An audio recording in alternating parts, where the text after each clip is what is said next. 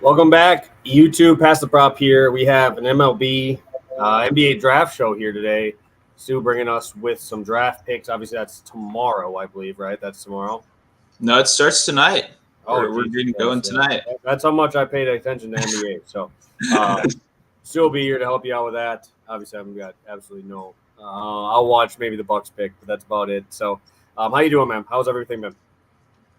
I'm doing good. It's been a good week so far. I will say the Mother Nature tried to get me down yesterday. I almost had to miss the show. I got some a new restaurant open near me, an Indian and pizza fusion restaurant. So I got myself some Indian pizza, and oh my god, it destroyed my stomach, like completely destroyed. So just got up from a nap, like an hour or so ago. Had to refuel a little bit.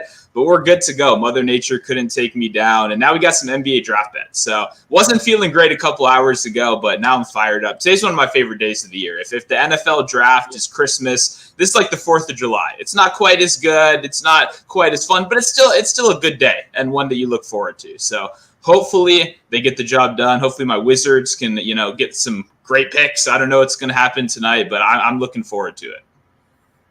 Yeah, well, hopefully you can get some winners because I have absolutely zero.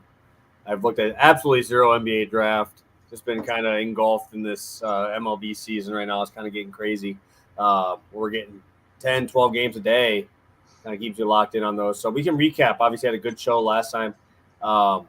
You hit your long shot. Taj Bradley missed by 1. I think he lost by 1 on the strikeout number.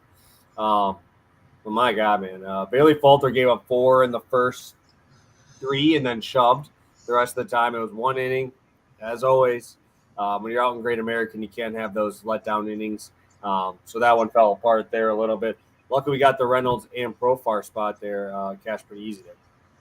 Yeah, Profar did it in a dramatic fashion. Obviously, he was thrown at. He walked him off. Then he hit the grand slam yesterday. A little bit of a brewing rivalry going now between my Nationals and the Padres. But yeah, this was a nice hit right here. Profar made us wait a little bit, but it obviously ended up cashing in the end.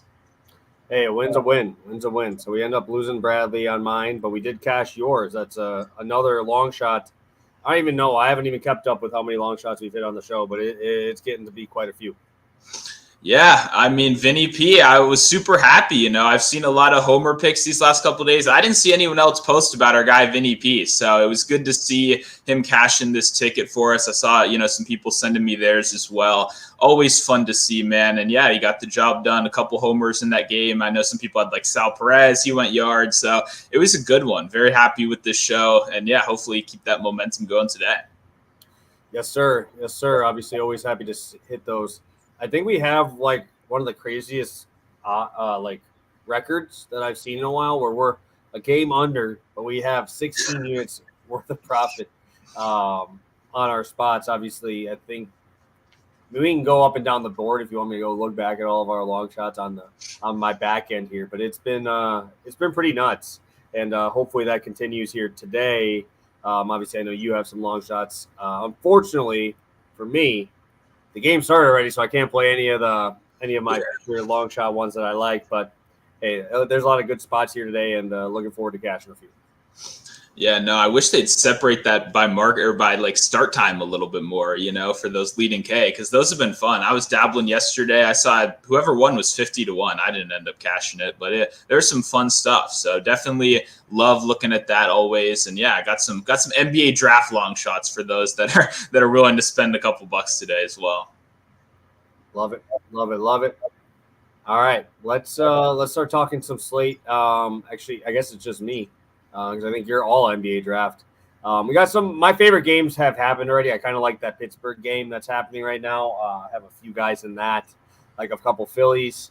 If you guys want, I can kind of talk a little bit about these early games, but it's tough because they start in like 20 minutes. So for the later slate, I really like that Red Sox game. I think that's going to be my most exposed game. I like that Red Sox spot, and I also really like that Twins game. I think that's going to be a really fun one to watch. And hopefully to cash in on as well, because, I mean, we got a nice total. 2 guys that I'm very, very willing to fade and think that they're just, guys that I'm more than willing to put money against. Ryan Nelson, I think Woods Richardson is not good either. And then going to the other spot, you got Yariel Rodriguez, who's been terrible, and Cutter Crawford, outside of the game against the Brewers, hasn't really struck too much confidence in us here as well. So should be a fun slate. Obviously, it's very split up, which is unfortunate because I would rather just kind of have all of them a little bit closer. But it is what it is. Stu, is there any games that you looked at or anything you were looking at specifically that you liked or no?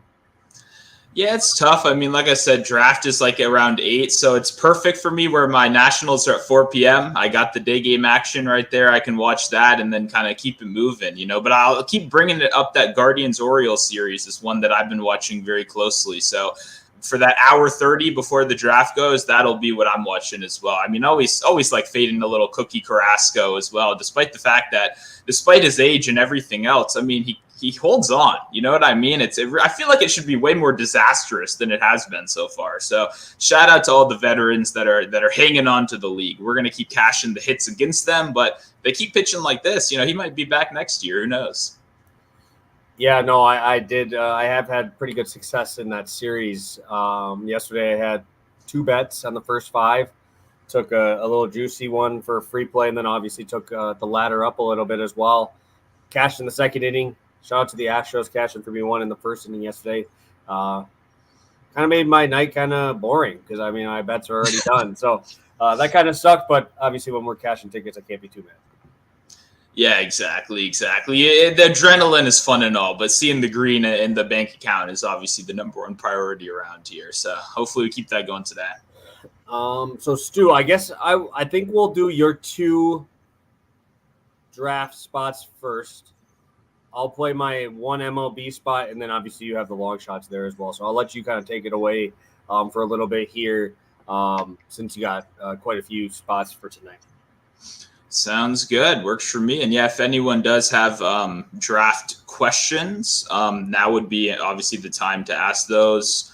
I'm going to tweet that out right now just so anyone, because I've been getting a lot of them. It's just easiest way to do it. So if you do have any questions about really any picks in the draft, I'll do my best to answer those right now. But we're going to start out with the most juice I've ever laid on this show right here. We're going Reed Shepherd over Klingon. If you don't bet drafts, you got to bet juice. Like, that's how it is sometimes. It's unfortunate. Nobody really likes it. I just bet Shepherd at this number last night. It's still available. And once again, I feel more comfortable in like the draft market where it's an information market, right? What you're laying down is not as much of a sliding scale of probability as it is like these are kind of either known facts or they're smoke screens, and you're going to either fall for it or you're going to be able to successfully bite. But I will say, like we talk about normally, using odds as your indicator can be very helpful for this kind of stuff. And Shepherd is one of the few guys right now that is like a consensus pick at number 3 across really all sharp mock drafters. Any of the guys that you respect out there, Shepherd is really the most consensus number 3 pick there is in this draft. But the reason I like this more than I do just his under 3.5 draft position, which is also at minus 200, is that Klingon's range of outcomes is weird. Like, it's really weird. He's the second favorite to be the number 1 overall pick, right? So that's theoretically in contention. They jump Sar, which is something that was not expected to happen until maybe like a week ago. And now he's the number 2.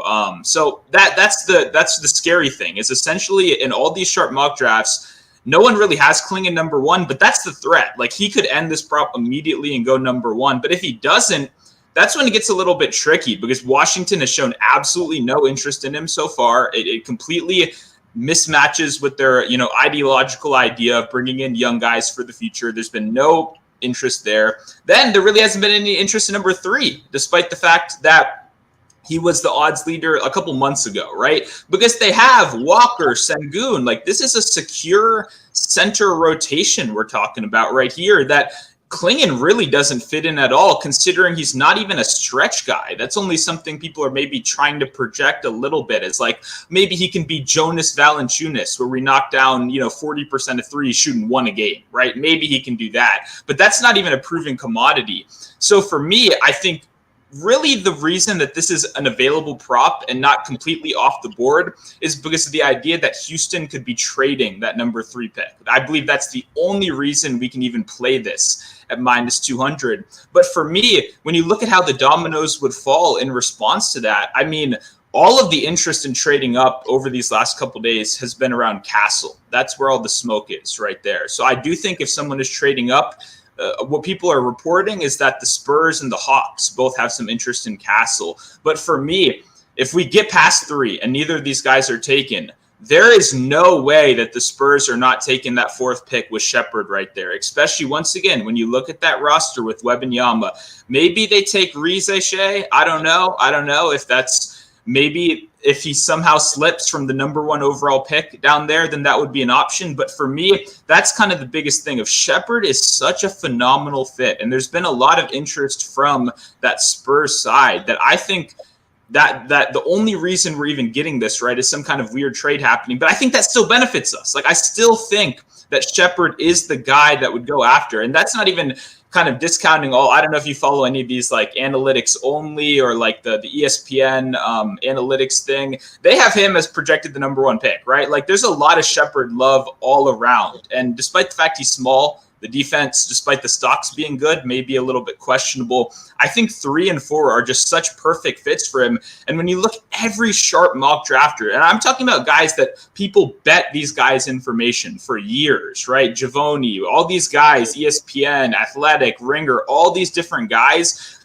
Once they put that information out, people are hammering it. So to see the consensus across the board at 3 and then kind of Klingon be as like a fight for that 4 and 5 spot, I just think this is such a clear play for me right here that I had to lock it in even with the juice. You know, I know that's obviously not fun for most people, but I mean, when you look at the roster for Houston, the need for that scoring right there, I mean, imagine them drafting a Castle to put next to already Amen Thompson. Like, you're going to do multiple non-shooters in the starting lineup, or Klingon and Sengun, 2 non-3-point shooting bigs. Like, the fit makes no sense right there whatsoever. So I like Shepherd a lot for this pick. Like I said, I know it's a little bit juicy, but this is, out of all the stuff that's currently available, I think this is one of the best spots right now.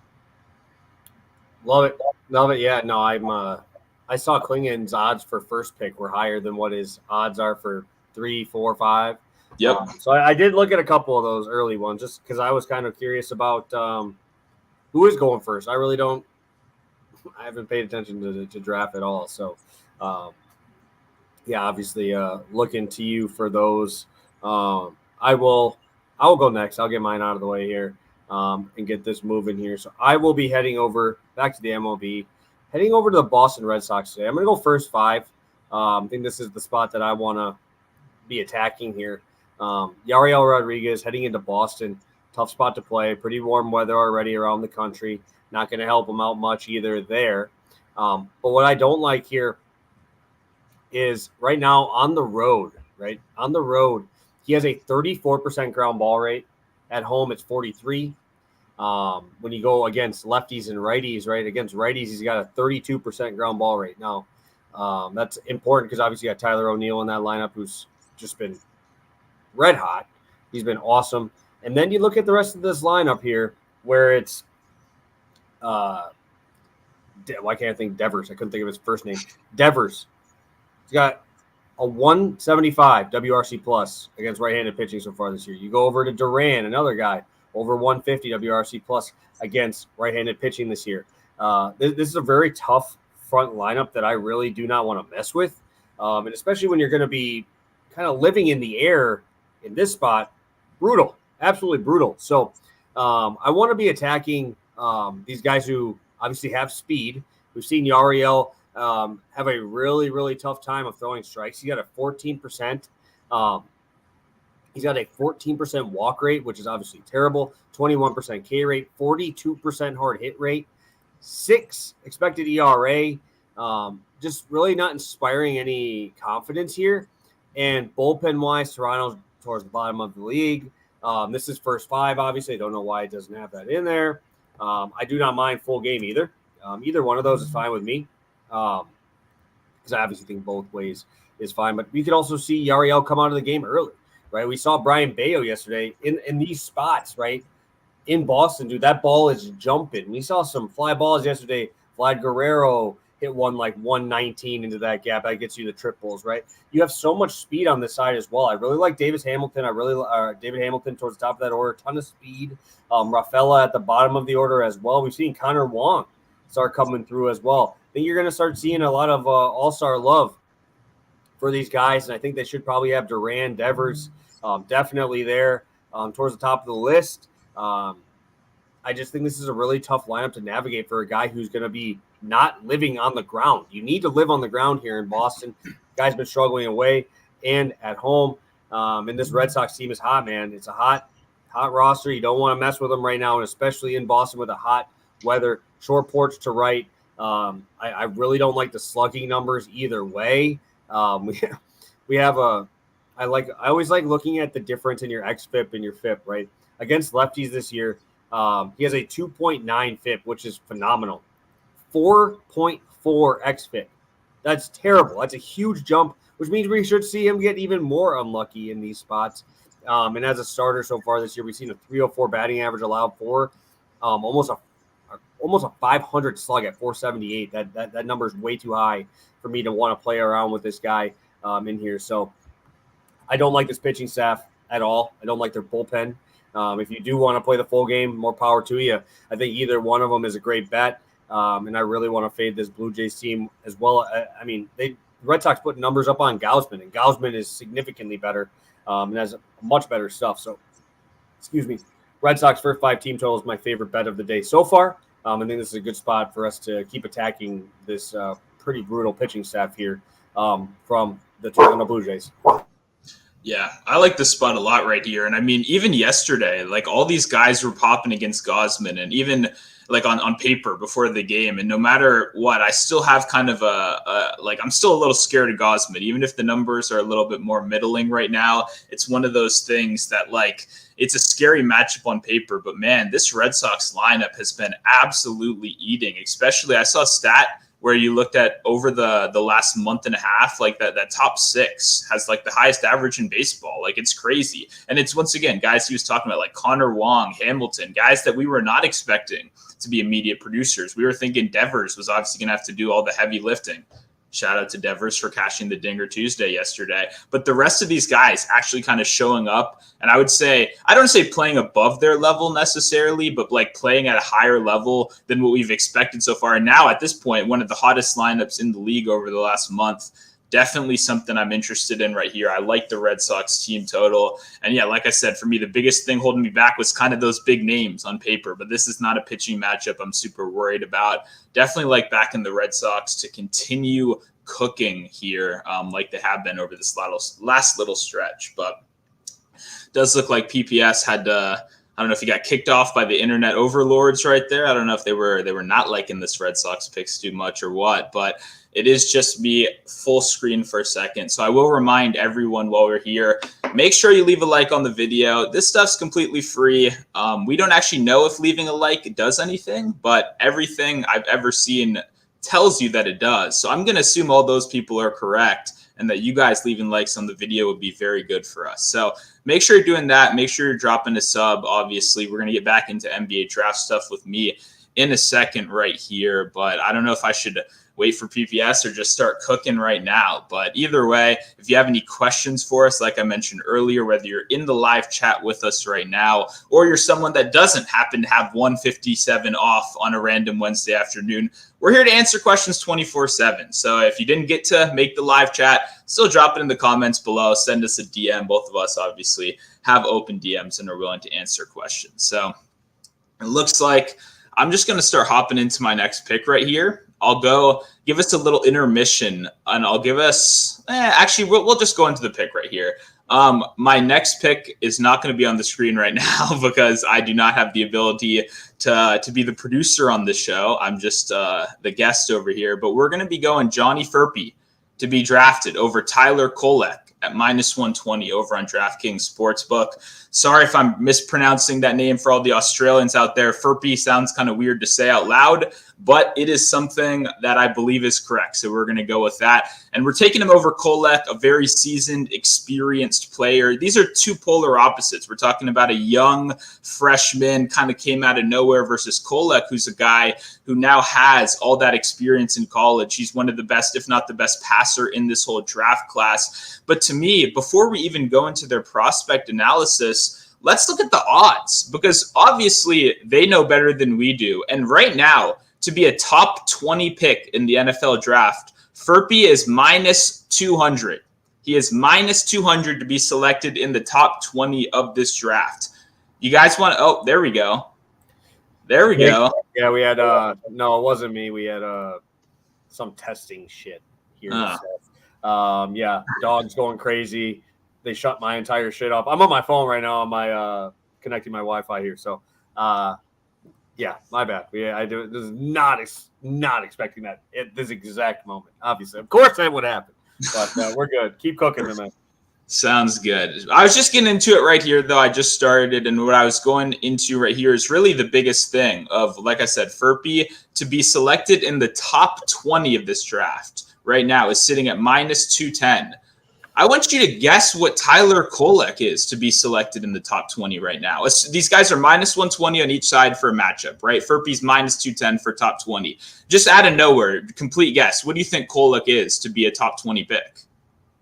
Dude, it should be like plus 300, bro. It's plus 750. I didn't want my hate for Marquette to come. I don't like Marquette. Like, I didn't want to feel like I was coming after him, personally attacking him. I think he's dog. So yeah, I don't understand how he's even projected to get drafted today. Yeah, and that's a great point. And you obviously have more college knowledge than I do. I know Kolek, kind of complete prospect, or like not complete, but experienced, great passer. Obviously, the big thing is he's 6'1". That's not a great thing going into the NBA, especially when you're an old prospect as well. But yes, 750 plus 750 to be a top 20 pick against minus 210 to be a top 20 pick is already kind of, really lighting a match in my head when you're looking at these props right here. But in addition, the only reason Kolek is even being talked about as a first-round pick right now is because out of nowhere, the smoke just got on fire that the Suns were going to take him with the 22nd pick. That is how he even became an option in the first round, is because everyone was saying the Suns need experience and they need a ball handler. They need a passer. And arguably, he's probably the most experienced and probably the best passer in this draft right now.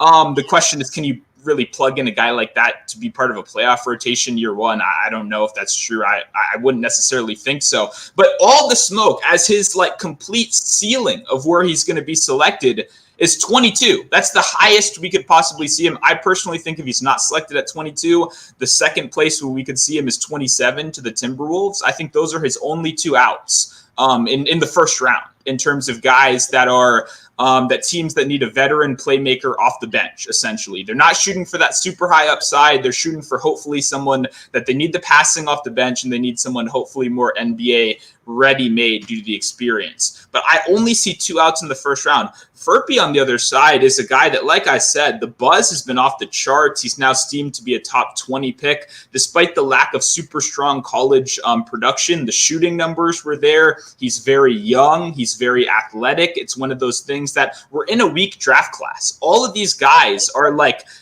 it's a sketchy one. We're going to see some madness tonight. So I think what happens is we see these GMs go, we have comparable players here. Let's take the younger, the guy that can build into something more. And when we look at where Furpy's now taking workouts, we're talking about the top, 15, 16. We're talking about the 76ers. We're talking about the Cavs at 20.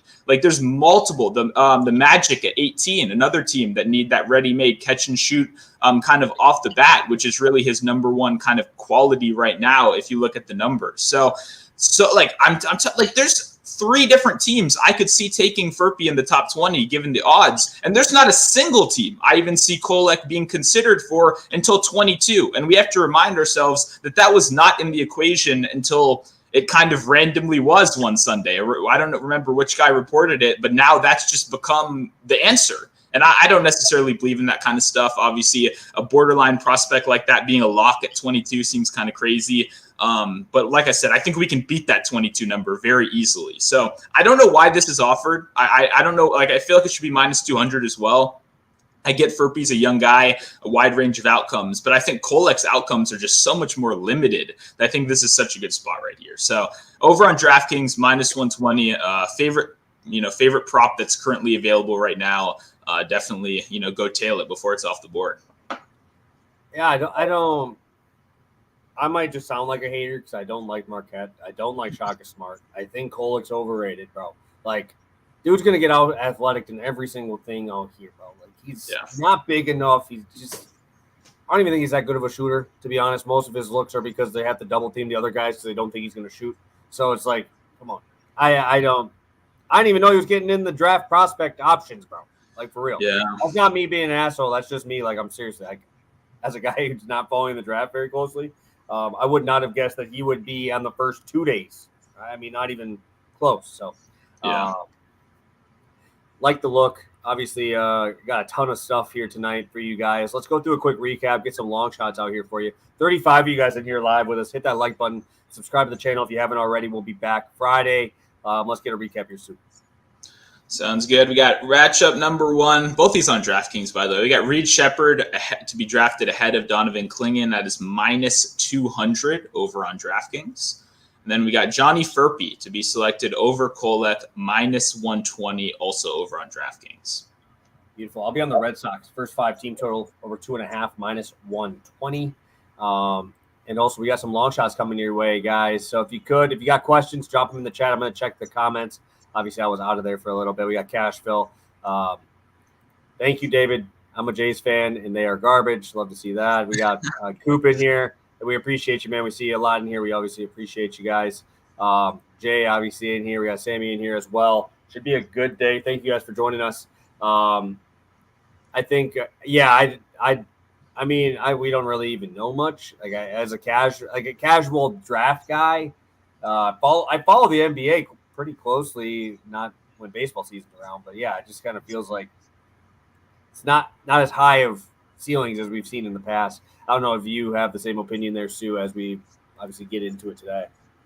Yeah, definitely. I mean, for if you guys haven't been really paying attention, like, this is going to be one where I think we see more like random, unexpected stuff than in years past, just because the superstars in all these last drafts, the guy that you can like lock in a couple stars. I don't think we have anyone like that in this draft. Like, truly, I think all of the top 5 in this draft, I could see all as just kind of standard role players. You know what I mean? Like, it's one of those where like you said, the ceiling, the high range of outcome, like, isn't really projected. That doesn't mean it's not going to come here. If we look back at historically weak drafts, you get diamonds in the rough from everywhere, right? Giannis, Jokic, all these different guys. So that, I think we're going to get a lot of NBA-ready role players for this draft, but in terms of superstars, that's where it gets a little bit trickier, and I'm not sure if we necessarily have those superstars of years past, which sucks for a Washington fan, right, that's drafting at number 2, and we finally have nothing, really. Not nothing, but you know what I mean. It's not going to be as career-altering as like Wemby or Brandon Miller or something like that. So I don't know. I will say, when in doubt, I would be drafting for high-end skills. That's what I'd be looking for the surprises tonight. Guys that have a high-end skill that could be elite in the NBA. I think even if you're incomplete, even if you've got problems, it's going to be easier to overlook those problems this year than in years past, because we don't have as many well-rounded guys. So that's kind of my prediction. Good looks. Stu, it's about that time. It's long shot time. You guys already saw our record, man. We've been hitting these long shots. They've been feeling pretty good. We got 30 of you guys in here, 30 minutes in with us. Let me take it away. Obviously, I make you take a little long-winded run there, so I'll give you a little break. I'll be on FanDuel for this one. I'm going to be doing my alt totals. Since I'm not allowed, I would love to take the Red Sox highest scoring team today. I would love to take the Minnesota game as my highest scoring game. I think both of these spots feel great. I want to fade this Blue Jays team. I want to fade this Blue Jays bullpen as well. We already seen them get 9 last night early.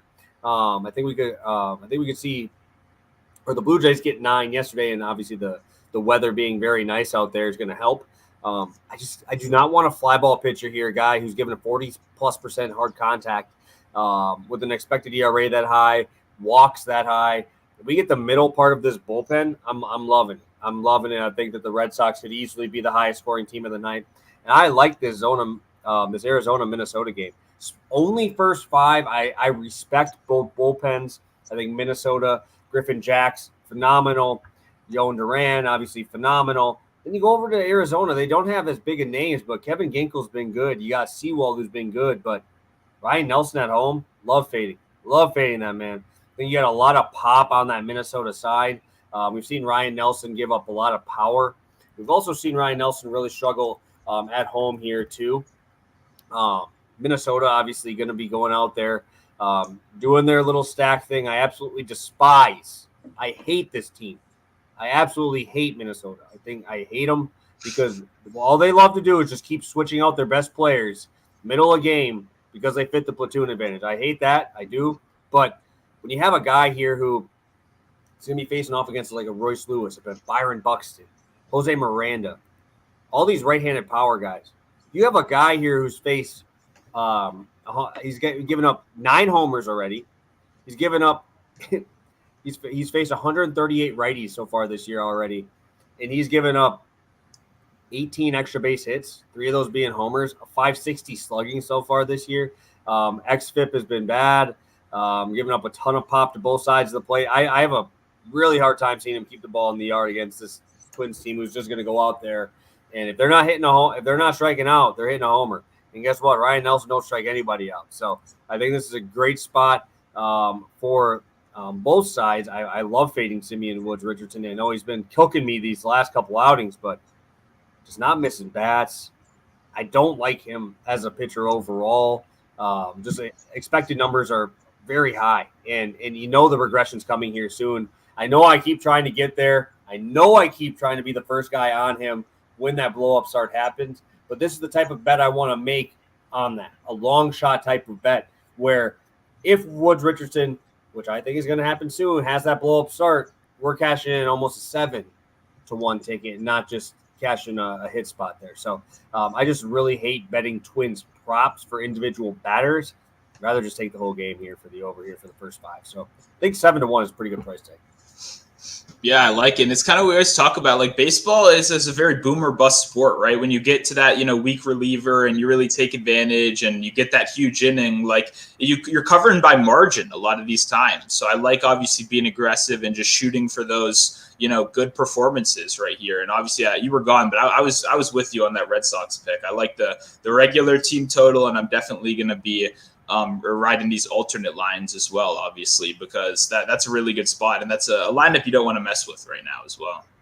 Yeah, dude, baseball is crazy, man. You get hot, and then you start to see these numbers just really go. Start to see these guys heat up. I'll let you take it away, Sue. I know you got a couple long shots to talk about.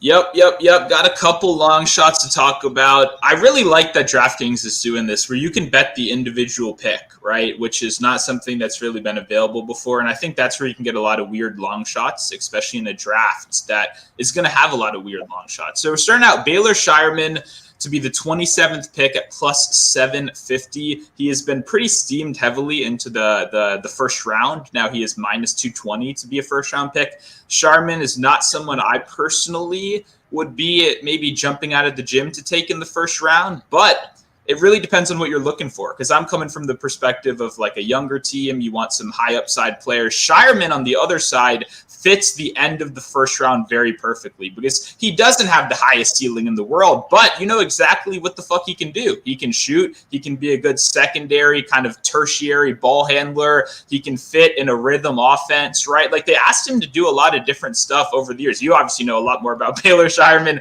than I do, but I've been bets on that, man. A lot of bets on that, man.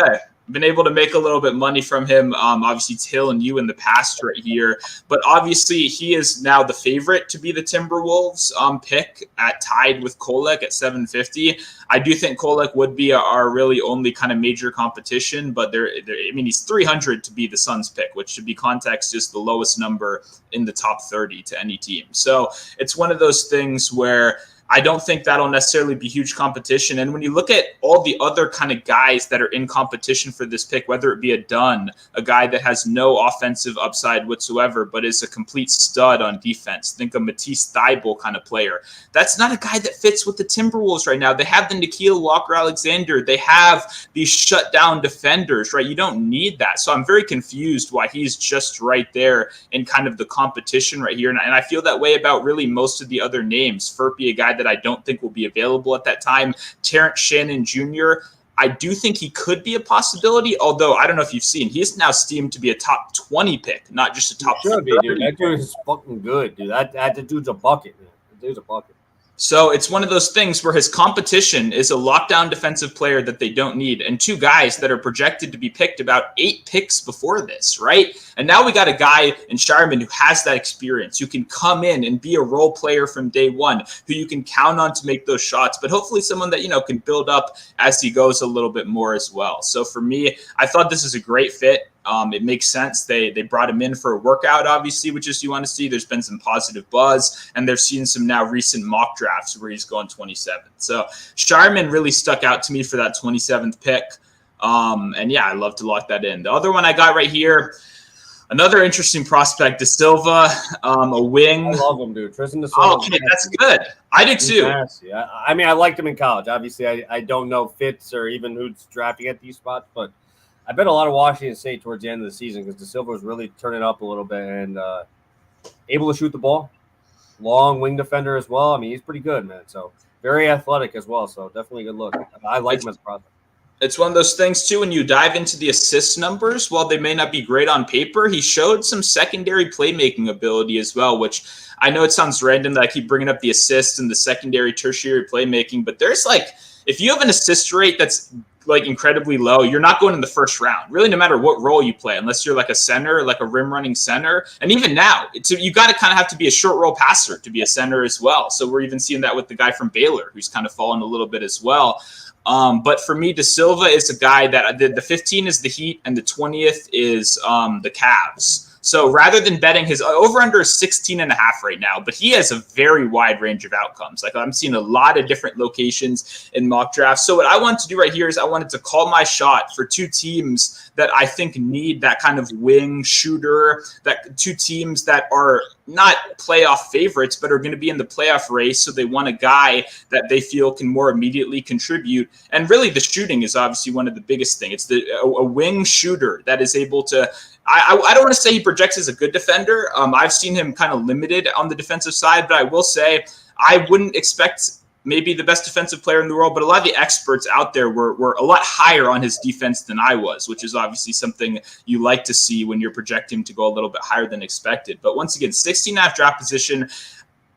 I don't see him being that 16th pick to the 76ers. It's a possibility. Obviously, it's up in the air, but I think if he does go over, I don't think it's going to be high, any higher in the lottery. I don't really see any of those other teams, but I think Miami, especially losing Martin, they need kind of a jack of all trades, but they need a shooter that doesn't get played off of the court when it matters most, right? Like the Duncan Robinsons of the world. How many of these guys can you have that can't play those vital minutes? So I think a guy like De Silva, who's kind of a more flexible wing that can give you ready-made NBA minutes off the bat, makes a lot of sense.